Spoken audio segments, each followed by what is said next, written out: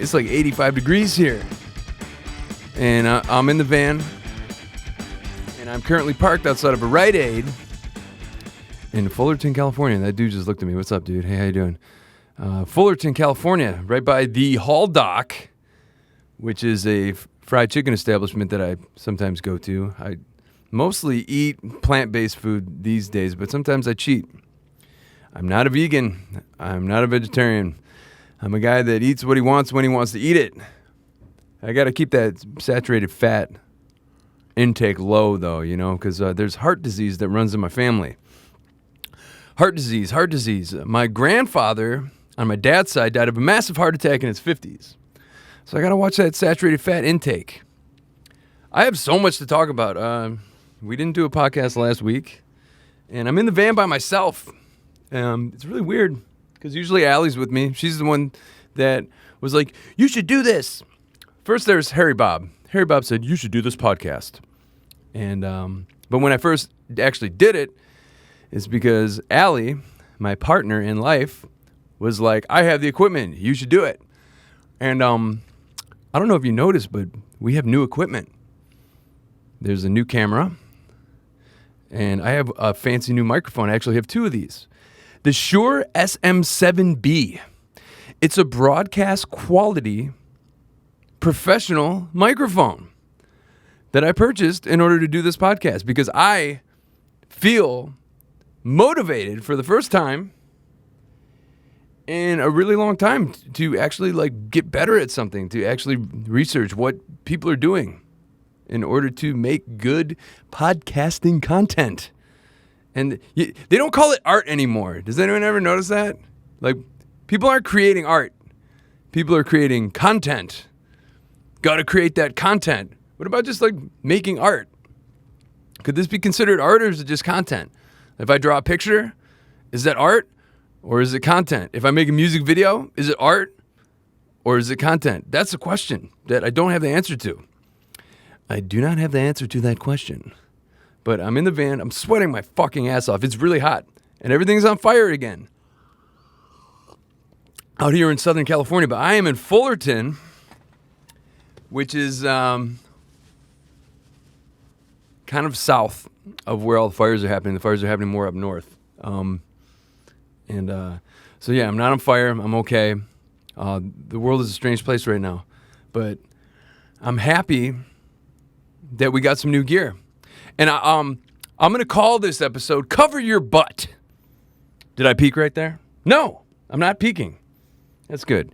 The title of this episode is going to be Cover Your Butt. I would say Cover Your Ass, but I'm going to put this on YouTube. And I don't know if you can put ass in the title. Cover Your Butt, ladies and gentlemen.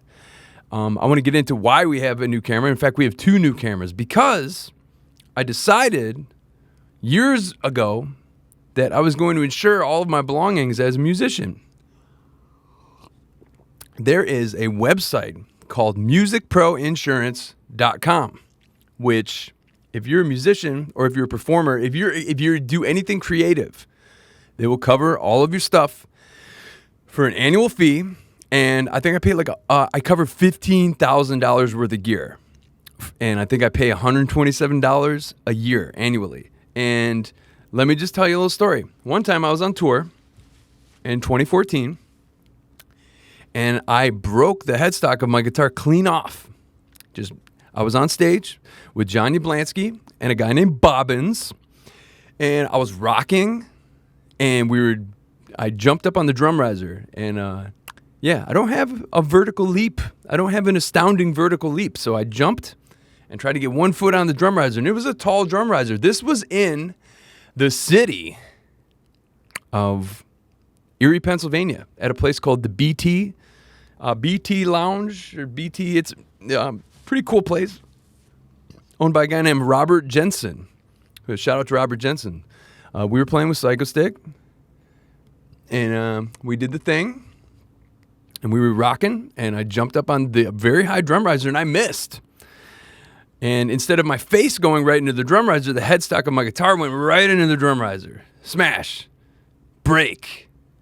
The last beautiful free soul on this planet. So the guitar busted in half. And it was insured. So I hit up Music Pro Insurance, and I filed a claim. And I got $850. I got a check for $850 for that guitar that I smashed. Okay? Let's go to the next story. I think it was 2014 once again. I bought a used Canon 5D Mark II, which is a DSLR camera off of this dude named JP. JP from the HP. Shout out to JP. And so I bought this camera, and it just stopped working. And I was at a show, and it stopped working, and I was like, it must have got damaged at the show. I don't know. It just straight up stopped working. Called up Music Pro Insurance. I filed a claim. I said, this Canon camera broke. And they're like, okay, we're not going to send you the full price for the camera, but we are going to get in contact with Canon, and we're going to see how much it's going to cost for a full refurbishment of said camera. It ended up being $850, right around there. Music Pro Insurance covered it. Got the camera back from Canon, 100% refurbished. It was like new. It was like new, which is dope. Because when your stuff breaks, you want it to work again. So they're 2 for 2. Music Pro Insurance is 2 for 2 with Neil Patterson. I'm digging it. I'm into it, man. And so very recently, I went on a Delta flight. Delta is a company that has planes that go in the sky that take you places. I gave Delta my money, and I got on the flight with Allie, and we were like, okay, I have this camera bag which has the same refurbished DSLR, Canon 5D Mark II, and a nice lens and a whole bunch of stuff in the bag. And that bag was left on the plane by stupid old Neil Patterson. And I filed a claim with Delta. I said, hey, find my stuff. They couldn't find the stuff. It was lost. It was gone. It was stolen.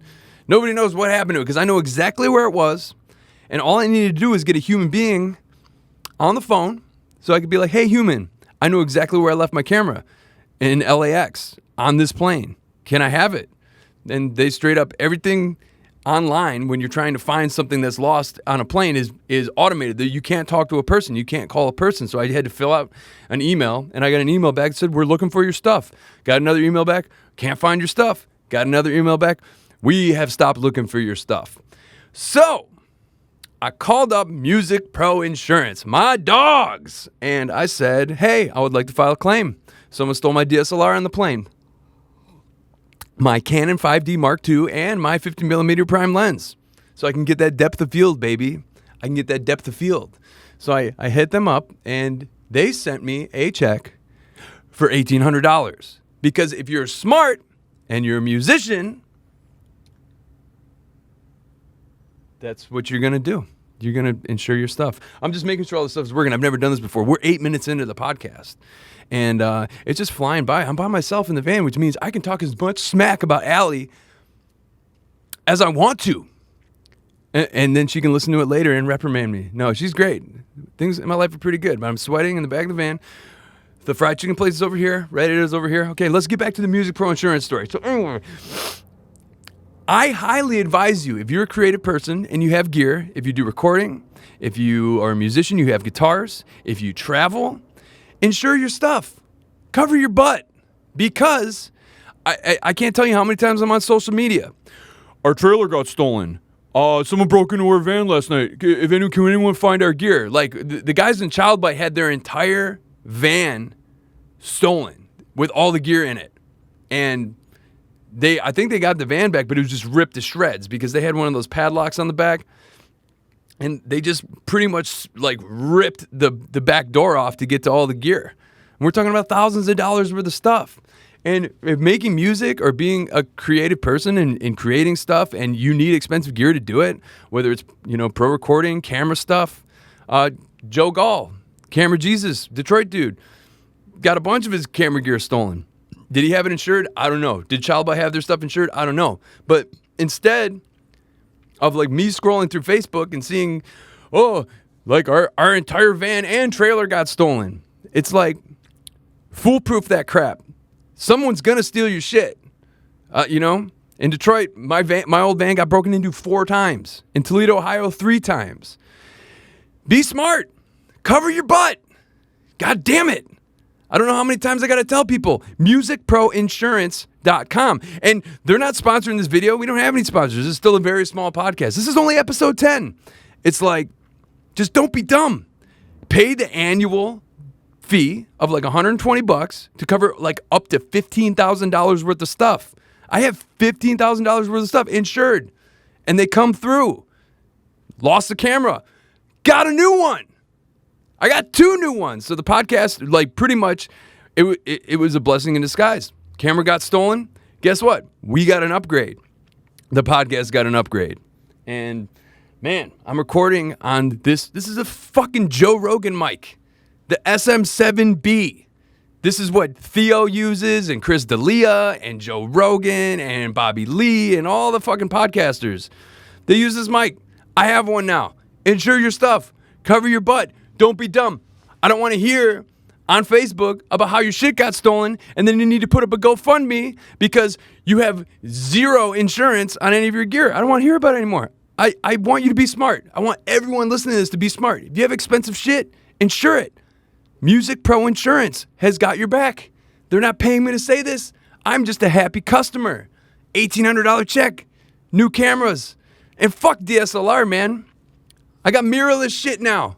Autofocus. I don't need Allie to focus on me anymore. We don't need manual anything. Everything's AF. I miss her. She's at work. But yeah, she's not here. I can do this on my own. This is autofocusing on my face. It's intense. The future's now. Everything is insurable. Just cover your ass. And speaking of covering your ass, let's get into health insurance. Now, the United States is fucked because if you don't make a lot of money, it's hard to get insured. But if you make under $14,000 annually, if you were in that income bracket, you can apply for a thing called Medicaid. And yeah, I was on Medicaid for years and years and years when I was touring with Downtown Brown. I didn't make very much money on paper. I made under $14,000 a year on paper annually. And yeah, I was able to apply for Medicaid, medical assistance. And I tell you what, if you were poor in this country, you can qualify for better insurance than people that have like a mid-level income get. So just do your research. If you have health problems, and even if you don't have health problems, like, my friend, we were like Ron and I were just talking on the last podcast. He had a big health scare. He almost died, and he was uninsured at the time. Obamacare is a thing. If you make over $14,000 a year, apply for Obamacare. Because if you're still in a low income bracket, the government will actually give you money towards your premium. Like right now, I'm above the 14 thing. I have to pay for Obamacare. I have to pay monthly for insurance. But the cool thing is we could go into the health insurance and all the things that are wrong with it. But the thing is if you're a little poor, the government will help you a little bit. You just have to do some research. You have to dig a little. So, yeah, I do the Obamacare. The government kicks in. Every month they kick in about $300 towards my premium. Because, I qualify for that. I'm above the poverty line, but I certainly don't make money. Don't make a whole lot of money. I have a day job and I do the band stuff. And, I'm not a rich man. But I have fucking insurance. And, yeah, the reason the podcast didn't come out last week, I got violently ill. I thought my hernia came back. Because I don't know if any of you follow me or give a shit about what goes on with me in 2018. I had hernia surgery. I had to cancel a whole tour with the band TSOL. We were supposed to open. That was heartbreaking. We were supposed to open for them for 14 dates up and down the coast in 2018. And I had to cancel the whole thing. I had to get hernia surgery because my hernia popped out when I was laughing at Dane Cook, which is another story I'll tell another time. But I was insured at the time, got the surgery. And I've been doing okay, Not too many health scares. But then when I was back at home helping my mom move all her stuff, I thought the hernia popped out again. I thought I was lifting a lot, going up and down stairs a lot, and I'm like, oh man, my stomach feels weird. I think the hernia came back. And turns out my stomach and my lower intestine were distended because I got a terrible virus that it pretty much made distended is a fancy way of saying enlarged. My stomach was really angry, and it was pushing out on where, because I got a hernia where my belly button is. That's where I got the hernia surgery. So it was pushing and putting pressure on that. And I'm like, oh, hernia's back. No, but yeah, and I was in severe abdominal pain. And I had, I couldn't stop going to the bathroom. I had the worst diarrhea I've had since I was a little boy. And I was having a terrible, terrible time. And Allie, being the sweet person she is, she looked up all the symptoms and said, you might have appendicitis. You might have diverticulitis, which is what happened to Ron. And I got real scared. And I'm like, we should go to the hospital. And I went to the emergency room. And because I'm insured, I was able to do that. And I think my copay was like $150. If you go to the emergency room without insurance, you're going to get a bill for thousands and thousands of dollars. And I just do your research. I'm not trying to tell you, like, don't bitch about how don't bitch about America's healthcare system. It's totally fucked. I have friends in Canada. I have friends in Japan that they're just like, what's up with your country and healthcare? It's totally fucked. I'm in agreement with that. I'm just saying, if there are options, you just have to dig a little bit. Like, if you're fucking poor, you can get insurance. If you're poor but you make over $14,000, you can get insurance. So I went to the emergency room. They did a CT scan on my gut, and they're like, you don't have a hernia, you don't have diverticulitis, but your stomach is fucking huge, and it's really pissed off. And they gave me a doctor's note, and I had to take a bunch of time off work. And but you know what? Like, peace of mind is everything. If you have insurance and you think something's fucking wrong with you, you can have the peace of mind of getting it checked out. I think it's worth it. And I'm sweating my ass off, and I think it's worth it. So, yeah, the point I'm trying to make is this: cover your ass. If you have expensive things, you can get it insured. You don't even have to have renter's insurance. Just go to Music Pro Insurance. Say you're a creative person. Get that shit insured. If you make X amount of dollars, there's multiple ways to get health insurance in this country.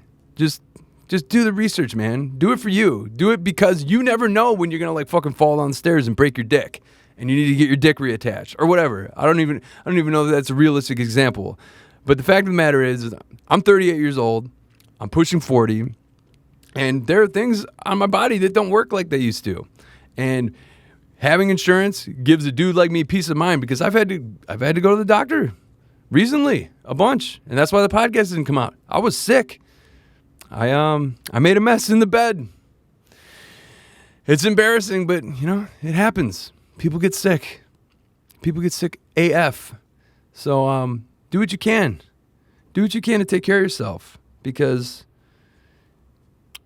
if you're uninsured, you could get totally fucked. So much to talk about. We're 18 minutes in, and I'm drinking coffee by myself in the van. We're in Fullerton, California. Show announcements. Downtown Brown is doing the Brown Christmas tour dates in the Midwest in December. And so far we have one show announced, and it's with our friend Psychostick, and we're going to be in West Chicago on... what's the date? Friday the 13th, Friday, December 13th. We will be at the WC Social Club with Psychostick. And we have our friend, Dantra, playing the drums. He's the drummer of Psychostick, has been the drummer of Psychostick for years and years and years. Since 2003, he's been in the band for a long time. That's a band, Psychostick, that has kept like a core unit of Moz in the band for... that's a unit right there. Everyone has, I can't say enough good things about Psychostick, the way they run their operation. There's just so many, they're so organized for a band, as goofy as they are on the surface. They're like the most business-minded, intelligent, organized, and, the way the way, what's it called when you delegate? They delegate all of the responsibility to different members. Every member has a key role in the way their operation works, and they're a fucking team. And Dantra is a mad intelligent dude, and he's a mad good drummer, and he's going to be playing drums for Downtown Brown. I'm excited about that. So I'm going to put a flyer somewhere, and that's what's going on with that in December. And then and also in early December, I this is a recent announcement. I've been invited to do vocals for 5 shows for the band Reagan Youth in Southern California. I will be fronting Reagan Youth, singing the lyrics of Dave Rubenstein, a.k.a. Dave Insurgent. And, I've been offered to play in different bands as a guitar player or whatnot, and as this or as that. But what's cool about Reagan Youth is I can sing those lyrics with conviction because the lyrics are anti-hate, anti-fascist, anti-government. I don't consider myself like a mad fucking anarchist, but I'm with what that band is promoting. And so it's cool when you're actually reading the lyrics to a band and you're learning the lyrics and you're like, hey, I can sing this shit with conviction because I think Dave Insurgent's lyrics were ahead of their time, especially for a dude that was a teenager when he was writing that stuff. I mean, there were teenagers in New York on the Lower East Side writing those songs, playing with Bad Brains and playing with Beastie Boys before they started rapping. Reagan Youth is a fucking legendary band, and I get to sing for them for 5 shows, and I'm really excited about that. So that's going to happen starting December 4th, 5th, 6th, 7th, and 8th in Southern California. And those dates, maybe I'll put a link down there or something. But that's really exciting. I'm going to be doing that as well, and I'm going to be drinking coffee. But yeah, check out the new mic. I mean, what do you think about the audio quality? That was one of the main things when we started the podcast. It's okay. I think the content is good, and it's a work in progress. So we started off in the van, episode 1, and it was just me and an SM58 Beta, which, if you're a musician, it's a $150 vocal microphone for live performance. And just in editing the podcast alone, there was so much automation I had to do with making sure the levels were okay. And ultimately, I'm just we need to upgrade. We need to upgrade the gear. So we got the good mics, and we got the bells and whistles, and we got the cloud lifter, and we're doing it. We're doing it right. I mean, I know I'm in a van and I'm drinking coffee and I'm sweating by myself, but we're fucking doing it right, man. We're doing it right. Episode 10. Episode fucking 10. Sup. Episode 10. SUPcast. And it feels good, man. It feels good to know that if I start something and give it a try, it can take me.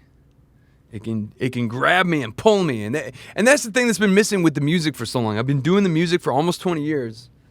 And it gets to the point where it's not taking me anymore. I have to push myself in order to really be motivated to do it. And that's if you do anything for too long, that's honestly what happens. You kind of get disillusioned. You get burned. The music industry burns people all the time. It's tough. It's hard to make money. It beats up your body. It really and really, people will tell you good things, and they'll be like, oh, bro, your band's sick, or oh, blah blah blah, and it burns you, and you get tired, and you get to the point where it's not taking you anymore. You're having to push yourself in order to do it. But what's cool about this podcast is I started it, and I was nervous about it, and then I started doing it, and I'm like, this is taking me now. I think all the time now about what am I going to talk about? I should have written a list because there's so much stuff I want to talk about right now. And we're it's taking me. I'm not thinking twice about it. I'm like, new gear. Let me learn how to use Logic. Let me get better mics. Let me get better cameras. Let me get better at editing. And it's increasing my skill set. And on top of that, this is like therapy for me. And I stopped going to therapy. I don't know. I've been doing okay, so I haven't really been talking to my therapist a lot lately. But once I started talking with people like Wax and talking with HR, talking with Monkey from the Addicts, talking with Ron, talking to myself, talking to Allie, every Jimmy Doom, every single person that I've talked to on this podcast, I've taken something away from it. This has been helping me feel better about life. having different perspectives, hearing different people's stories, and you know, a lot of self-introspection and talking about myself. Because I don't know if you notice, my girlfriend certainly notices, I can talk a lot, and I can talk passionately for a long period of time, and I sweat while doing so. So this is giving me an outlet. This is actually like being able to express myself for an hour at a time in this format, free-flowing thoughts, and the fact that people are actually tuning in, like the Ron episode, like you motherfuckers tuned in. Like people watch that episode on YouTube for thousands of minutes.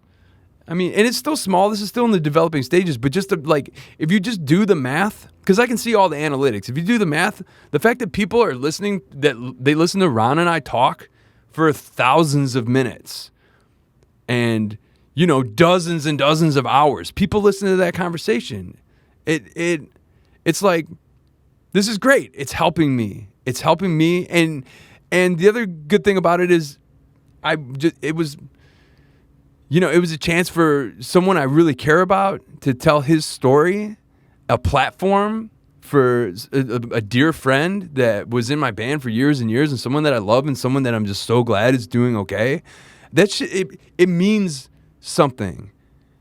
And you can argue nothing means anything. We're so minuscule in the scheme of things, universally speaking, nothing means anything. But the thing is, in that moment, and especially after putting out that episode and seeing people resonate with people, and seeing Ron like resonate with people, that means something to me. And it's not much. Nothing I do is a whole lot in the fucking scheme of things. But some dude just looked in here. It means something. It means something to me. And it's helping me, and the fact that I get to include my friends and that I get to have these conversations and that I have, I mean, like really anything can happen with this. It's just people having conversations, just people talking about life and what's going on in the world. It's fucking exciting. It's an exciting time for me to be alive. I get to still do the rock and roll thing. I have a pretty fucking cool job where I'm making all right money. I'm living in fucking Southern California. I'm sweating a lot. And the hernia didn't come back. I don't have to get surgery again. I can still rock. I can still roll. I'm beat up, but I'm still doing it. And it's an exciting time. This podcast is fucking, I'm having a fucking blast. I'm having a blast, and it's helping me. I feel better about life. Just listening to people's stories and being able to connect with people for a long period of time, like an hour. How many times have you talked to someone for an hour? When you talk to someone on the phone, do you talk to them for an hour? Probably not. You know, everyone's just texting. It's all quick bites, quick conversations, quick bites, on with your life. Grind, grind, grind, go, go, go. But actually sitting down and having a conversation for an hour, I don't know. This shit's changing my life. And I'm super excited that people are actually listening to it. And I'm super excited that we got better gear. And I'm super excited to see what happens next. You know? Just a lot of sweat. I'm going to find my water. Anyway. Water.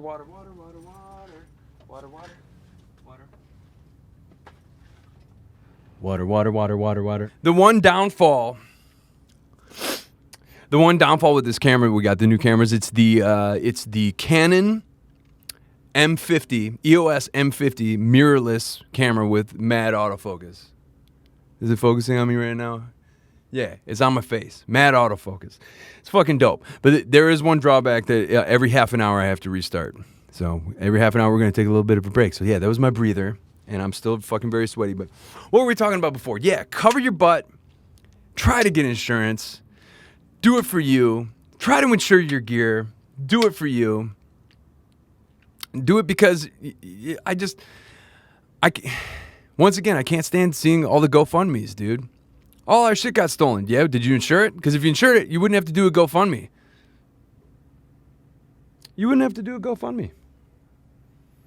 You could just call Music Pro Insurance. Turn Wi-Fi off. So anyway, we're 30 minutes into this podcast, episode 10. So much to talk about. What else to talk about? I got sick. That was whack. I'm singing for Reagan Youth. We got tour dates coming up in December. And and what now? What to talk about now?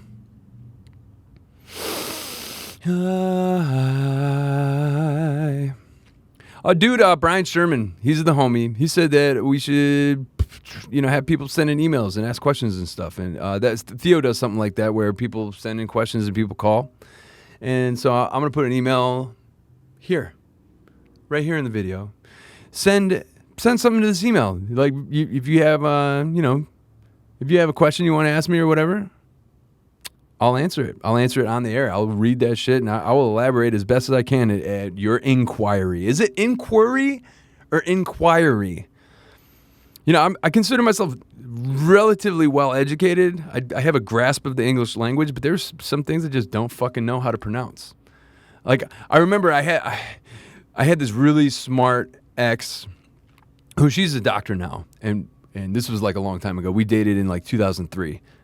She's a dermatologist now. I've taught this, but anyway, I used to say unbridled or something, but it's unbridled. It's like you put a bridle on a horse, and then if you're wild and free, the horse is unbridled. So I guess it's unbridled. It's not unabridled. I used to say unabridged or unabridged. I don't know. What's something that means you haven't cut anything out of it? Is it unabridged? Is that how you pronounce it? Like, I don't have the firmest grasp of the English language. I do know. I do know what a plethora is. It's a superabundance. That was a vocabulary baseball word. Did any of you motherfuckers play vocabulary baseball in your English class? In your English class? Did you? What was that like? Yeah, I learned some words, but I didn't really retain. I don't know what I retained out of all of those words, but plethora is definitely a word that I retained through vocabulary baseball. But we're in the van. Downtown Brown recently did a gig with a band called Flipper. And you know what's really cool about watching this band Flipper is they've been a band for 40 fucking years. And they got this dude, David Yao, who is in a band, The Jesus Lizard. And this dude, he's got to be in his 60s. He's got to be pushing 70. Is he in his 60s or is he in his late 50s? Either way, he's an older man. And this dude was he was in the audience like the whole show. Like crowd surfing and just like falling all over the place and like just taking his shirt off and just complete wild man. Just absolutely no regard for his own personal safety. Yeah, and the dude has got to be at least 60 years old. And, my mother is 71. And I'm just thinking, I think East Bay Ray from the Dead Kennedys, the guitar player of the Dead Kennedys, I think he's like fucking my mom's age. And he's still up on stage like playing those songs and playing that twangy guitar. It's, how old is Mick Jagger now? It's fucking astounding. It's astounding that these older human beings can just fucking still bring it. David Yao fucking brings it, dude. And I have back problems. I have neck problems. I complain a lot. I'm just like constantly in pain, popping ibuprofen, doing yoga, stretching all the time, trying to like be in less pain, trying to lower my caffeine consumption in order to be less wired all the time, less tense. And I can't imagine how much pain I'm going to be in like 10 years. But I can only imagine how much pain a guy like David Yao is in. The dude has to be hurting. He's been like, since the 90s, he's been like crowd surfing and singing at the same time, falling on his neck. And he's just still up there doing it. I mean, you want to talk about inspirational. Every time I want to like quit music, I play with the band like Flipper with David Yao, and I'm just like, well, I guess I'm just gonna keep doing this because it can be done. It absolutely can be done. And that's the thing too, is when you get up on stage, and if your body's in a lot of pain, as soon as that music hits, you forget about it. The pain just kind of goes away, and then you do a bunch of crazy shit to your body. And then, after the show is done is when you're really like, I shouldn't have headbanged so much. I'm going to feel this. I'm only 38 years old. People say I look younger too. Like, I was talking about it on stage. I said, I'm 38 years old. And some dude's like, no way. I have a young face, but my body's beat up, man. I got them bulging discs, L1, L2. I got the degenerative discs in my neck, like all around my neck. Everything's cracking, and I'm still relatively young, but it's like, do I keep rocking? Do I keep going? Or do I just make internet content? Or do I make art? Content or art? What is it? Make up your fucking mind. Content. Is it, I don't know. If you put a bunch of effort into making a video, like you like write a script and you have all this dialogue and you put music into it and you're editing it, like that's art. It's a video essay of sorts. It counts as entertainment, and content is to be consumed, but a film isn't content. It's a fucking film. It's art. Who's to say that YouTube, that shit isn't art? It's just weird. I don't know what to think about calling shit content all the time. I don't know if I want to be a content creator. I want to be a fucking artist. Like I have opportunities to make money doing music and stuff that I don't want to do. I don't want to learn covers. I don't want to learn a bunch of covers and play acoustic covers and be someone's background music. I want to be a fucking artist. And that's something back in the day. I have a friend that's an amazing filmmaker in Detroit. And I remember there was a time where I was kind of oblivious because I was trying to get him to do work for Downtown Brown, but work come out to a show and film us type shit. And I remember we were having dinner at Leo's Coney Island. No, it's Detroit Coney Island on Woodward, right by where the Magic Stick is. And I'm like, dude, can you come out on this date? And we're gonna be opening for Fishbone, and it's gonna be cool, and you can meet those guys, and you could film us, and blah blah blah. And I'm like, we'll pay you X amount. And I just remember he was like, no. He's like, and I remember he texted me, and he said, I'm trying to do this whole be an artist thing. And what's weird is at the time I didn't really understand. I'm like, why wouldn't you want to hang out with Fishbone, and why wouldn't you want to come out and film, and make a little bit of money? I just didn't understand at the time. And I'm an artist myself. I've been an artist for years and years and years. But for some reason, it just didn't make sense to me that this dude didn't want to just fucking do odd jobs, at something he's good at, to make money or to fucking shake hands with semi-famous people. I didn't understand, but now I completely fucking get it. Cause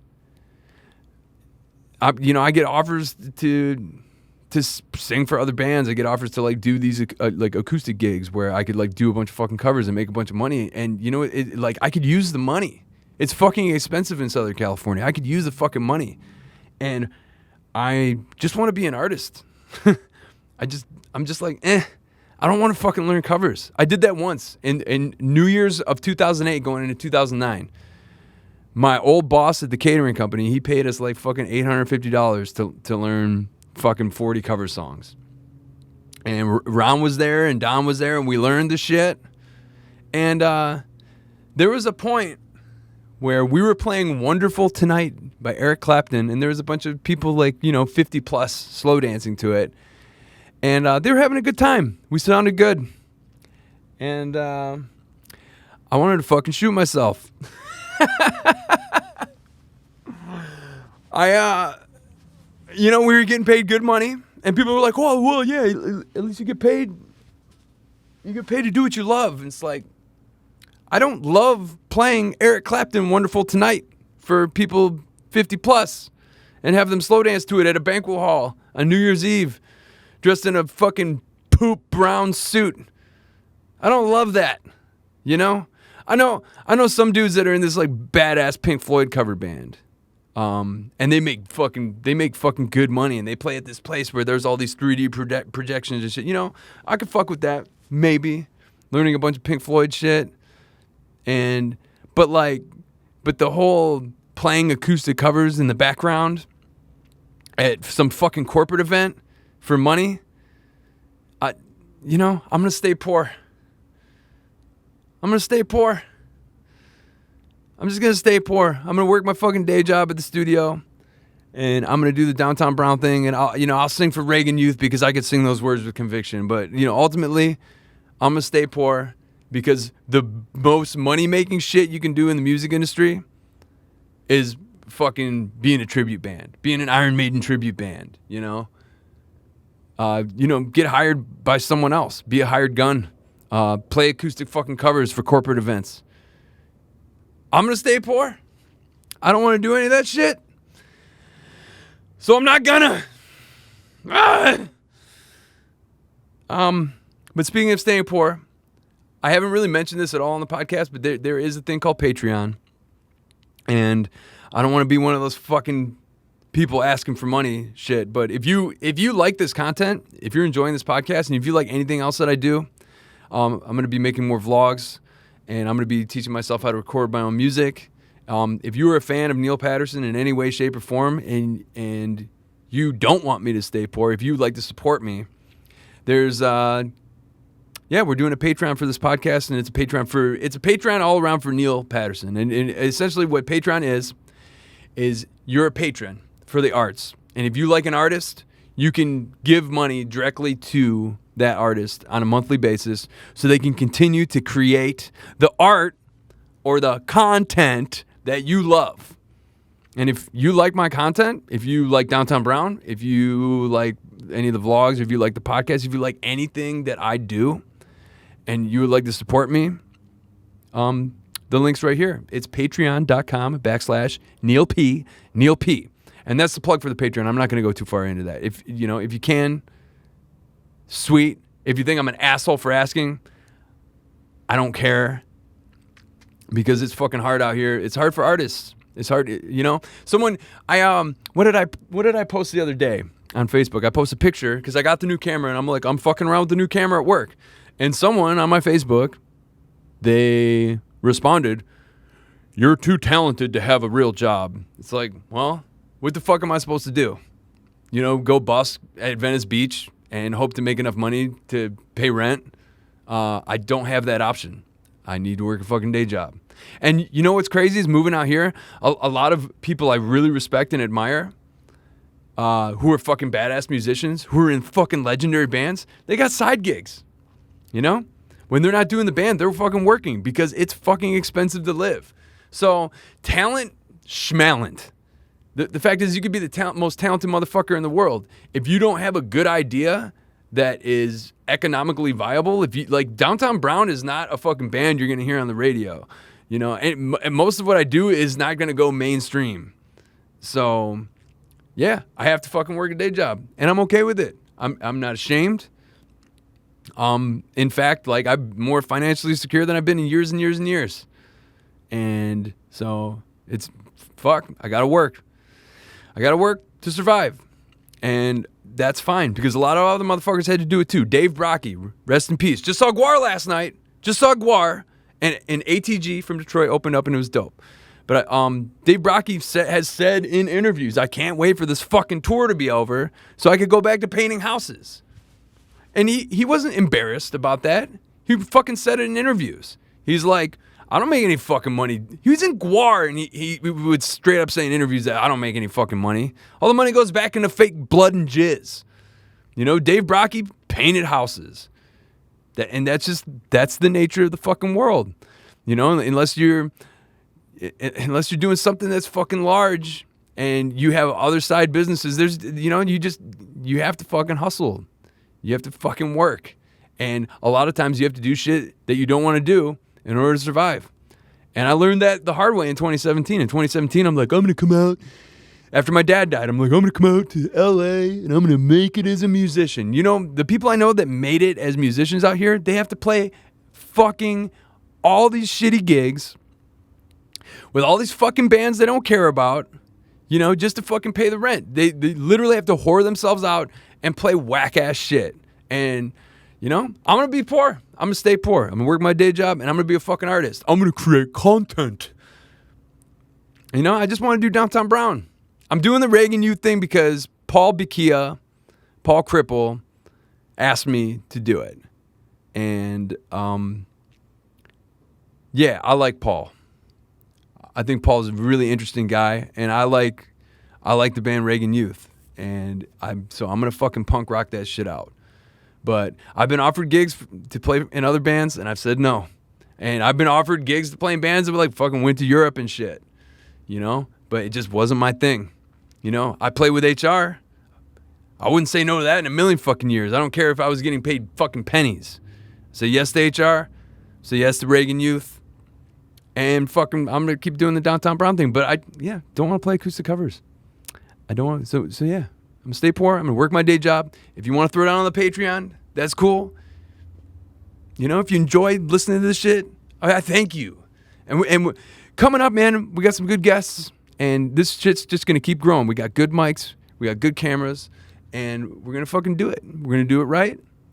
And we're going to make the most toppest quality content on the fucking internet, bro. Saw Guar last night. I think there was an interview where someone from Guar, I don't know if anyone remembers when Kathy Griffin, the comedian, the mainstream comedian, was holding a severed Donald Trump head, and she got like banned from Twitter, which is hilarious because I don't know if you've noticed on Twitter lately, you could straight up post fucking on Twitter. Like Riley Reid, the porn star, like her Twitter, if you go down on her, and D'Elia was talking about this, her Twitter feed is just straight up like stacked pussies and like sucking dick. Just crazy shit.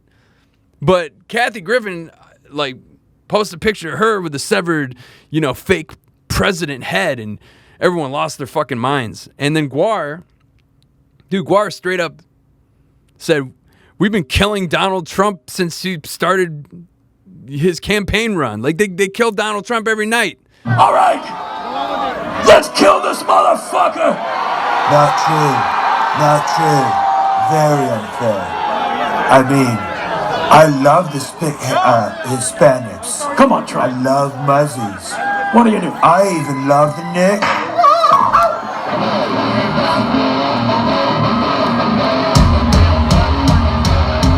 Kill him. They will die. Barbazon.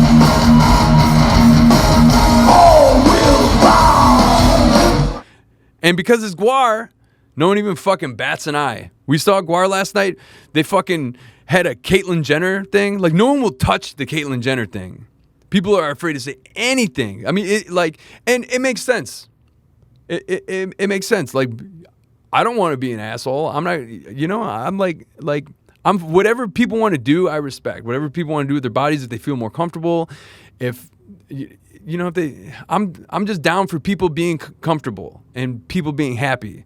But Guar fucking straight up had Caitlyn Jenner come out pregnant, and they just ripped a baby out of Caitlyn Jenner and ripped her boobs off, and it was just spraying blood everywhere. You don't hear about that on the news. People are freaking out about Guar. It's intense. And when I was watching it, it's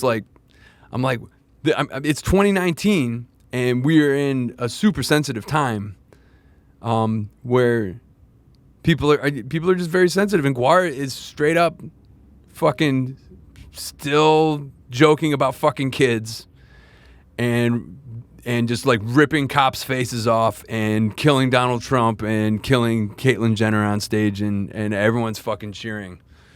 So Guar gets a pass. And my question is it because it's so cartoony? Is it because they're dressed up like space aliens? Like they're not to be really taken seriously? That like it's all so satirical that they can get away with pretty much saying whatever they want because it's coming from the mouths of these characters, these aliens. Like same thing with It's Always Sunny in Philadelphia. Like those characters are supposed to be deplorable. They're terrible people. But they can get away with doing anything. Like on one of the most recent episodes of It's Always Sunny, Danny DeVito's like cross-dressing and in blackface at the same time, and it's just like you expect that from Frank Reynolds for him to be fucking deplorable. And so yeah, we live in a strange time because when Dave Chappelle gets up and he says stuff in jest, because it's coming from a human being and not a character, it's coming from Dave Chappelle, like people were up in arms. But Frank Reynolds can do blackface in 2019 on It's Always Sunny in Philadelphia, and because he's playing a deplorable character, he gets away with it. Guar can fucking talk about fucking kids, fucking dead kids, and everyone's like, woo! No one bats an eye. Dave Chappelle, because he's just a guy, he's like this, even if it's a joke, everyone freaked the fuck out. So I don't know what conclusion to draw from that. It's like if I were to like become a character and not be Neil Patterson, if I were to dress up like, like a fucking weird space alien or do something like War does, or, if I were playing a character on TV that's just terrible, I could say whatever the fuck I want because, if I don't personally agree with it, I can still get away with it because I'm playing a character. It's a weird loophole. It's a weird loophole that fucking Gwar in 2019 can literally just murder Caitlyn Jenner and no one bats an eye. It's what I don't know. It kind of blows my mind. What a strange world we live in, where crack smoking aliens from Antarctica get a pass to be as offensive as holy hell. It was so offensive, and it was great. Fuck yeah, Gwar, dude. I mean, they've been around since the 80s. They're still doing it. Dave Brockie, rest in peace. Dave Brockie was such a genius as Odorous Urungus. And just as the face of Gwar and would go on like fucking Fox News as Odorous and just fucking own shit. Just so hilarious and so satirical and so intelligent and biting. And what a fucking legend. And when he died, I thought Gwar was done. But the band is tight as fuck. And the old beefcake, who is now Blothar, he does a pretty good job. I miss Dave Brockie though. But you want to talk about a dude that even as Dave Brockie himself would just say whatever the fuck he wants. There's if anyone's ever checked out the Dave Brockie experience live that was recorded shortly after 9/11 at CBGB's, it's terribly offensive. But he's Dave Brockie. He presents it in a way where people weren't up in arms about it. People weren't trying to cancel Dave Brockie. People have not tried to cancel Gwar. I mean, maybe they did in the 80s. But Gwar remains one of the most offensive things I've ever witnessed. And they do it in a way where it's art and they get a pass. It's fucking crazy. Frank Reynolds gets a pass. And so does Gwar. In 2019, what a time to be alive. I have to pee. Will you guys be offended if I urinate? I mean, this is my van. I can urinate in here. I have to pee. All right, give me 1 sec. Okay, don't try this at home. But Clamato. How did this even get in here? Okay, yeah. I was cleaning up the parking lot at my work, and here's a Clamato drink. Okay, I'm gonna fill this up with urine because I gotta pee real bad. I've been drinking so many fluids today. But if you are a band person or a fan of Trailer Park Boys, there's a thing called piss jugs. And pretty much it's you piss in a jug. It's the way of the road. So right now I'm not on the road. I'm not currently driving, but I'm recording a podcast in a van and I'm going to urinate. Give me 1 sec. Yeah, so this is going to be just about an hour. But yeah, way of the road. Way of the road. Piss jugs. It's actually not as dark as it looks. Like I'm actually pretty damn hydrated right now. I think some of the Clamato remnants mixed with the urine. So anyway, we got about like a little over 4 minutes left, and I'm going to maybe go and get some chicken. Yeah, trying to keep the saturated fat intake low. Not trying to go full plant-based, but I'm mostly plant-based. But every once in a while, I eat some dead animals. Don't judge me for it if you're vegan. I've watched a lot of content online about the terrible things they do to animals, and sometimes I just fucking eat meat, and I feel bad about it. So don't judge me too hard. I'm just a human being. I'm doing my best. I conserve water. I recycle, and I eat mostly plant-based. But sometimes I just eat. Sometimes I just want to fucking eat some fried chicken at Hall Dock, and I do it. Shout out to Harry Bob. He loved Hall Dock. When he was here for NAMM, Harry Bob and I fucking smashed some Hall Dock, like days in a row. We went to Hall Dock like 3 days in a row. But yeah, so sometimes I eat meat. Don't hate me too much. So yeah, just to kind of wrap up this episode, I think everyone should try to get health insurance. There are ways, and if you have to pay out of pocket to do it, pay out of pocket to do it. If you don't know when you're gonna end up in the emergency room, you don't know when you're gonna be fucked. You don't know when your stomach and lower intestine is gonna be distended, and you think you got appendicitis. So get that fucking insurance. And if you're in a band, if you're a creative person, if you make music, if you have expensive gear, musicproinsurance.com. Check that shit out, and don't be stupid. Fucking insure your shit. And then I'm trying to think of what else. Yeah, check us out in December. I'm gonna keep plugging the shows. We got 5 shows. I'm going to sing for Reagan Youth. Fucking. I want total liberty. I want peace and anarchy. It's, no rules. No gods. It's all about fucking you're your own god. You're in control. No fucking leaders. I like that. I like that as a concept. I don't think it's going to happen in this country anytime soon, but... I like that there are people that are hopeful for a better tomorrow. And I think Reagan Youth, they promote those ideals. And I'm going to sing those lyrics with conviction, and I'm going to sing that shit hard. And then we got Downtown Brown gigs. We got gigs with Psycho Stick, and we got some Brown Christmas dates that are yet to be announced, but just check it out in December. We'll be up in your shit. And, once again, check out the Patreon. Subscribe to the channel, like these videos. Like the more engagement we get, the more comments we get, the more likes and subscribes and engagement we get, the channel grows. The channel grows, the podcast grows, and everything about this is in its baby stages. So let's just try and grow this shit. I'm going to be very consistent. And now that I got some good gear and I'm not sick, there's going to be a podcast every week, hopefully. Maybe multiple times a week. I'm going to make more vlogs. I'm going to create that content, baby. And if you like it, support the Patreon. And that's all I'm really gonna say about that. We're getting close to an hour here, and I enjoy spending this time talking. It really, I don't know. I haven't been doing the therapy, and it really for me to get this shit off my chest and to be able to connect with you. I have people emailing me and messaging me every week saying that they're enjoying the podcast and enjoying the conversations I'm having with people. So I'm going to keep it going. And even if people aren't tuning in, this is my fucking therapy now. This is in the van therapy, solo therapy, sometimes with Allie therapy. And I'm working out things in my brain, and I'm trying to come to conclusions about life, and I'm doing it all live on video and with you tuning in. And I don't know, it just feels like a symbiotic relationship. If you're getting something out of this, that's beautiful. But guess who's getting the most out of it? Me.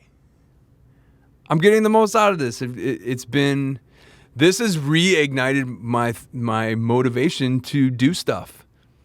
And what's funny is the more I've been concentrating on this podcast, the more fucking gig opportunities and downtown Brown stuff and art opportunities are just kind of falling in my lap.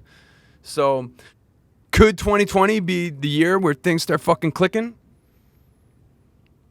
For Neil Patterson? Who knows? But all I know is I got outlets, man. I got rock and roll outlets. I got a way to record my own music now. I got cool mics. I got cool cameras.